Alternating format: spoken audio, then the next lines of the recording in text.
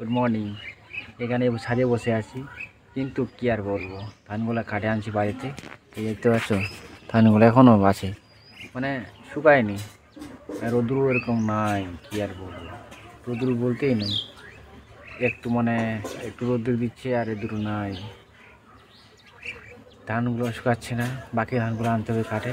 কি আর বলবো, রোদ্রু দিচ্ছে না কেন যে বলতে পারছি না, কিন্তু প্রচণ্ড হাওয়া করছে, আবার বাতাস করছে, পশ্চিম দিক থেকে হাওয়া করছে। ভালোই করছে, যাদের জমিগুলো আমাদের খুব লস আছে, ওটা শুকাচ্ছে, কিন্তু ওটা একটা ভালো। কিন্তু রোদ্রুটা দিলে ভালো হতো, কেন যে ধানগুলো শুকাচ্ছে না, ওইটার কারণে আর কি কিছু করার নেই। ধানগুলো কাটিয়ে আনতে পারছি না, আজকে কাটবে মনে হয়।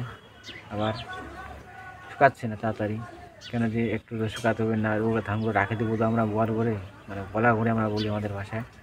ওখানে রাখার জন্য মানে শুকাতে হবে ভালো করে, না শুকালে ধানগুলো পচে যাবে, আবার নষ্ট হয়ে সম্পূর্ণ ধানগুলো নষ্ট হয়ে যাবে, পচে যাবে।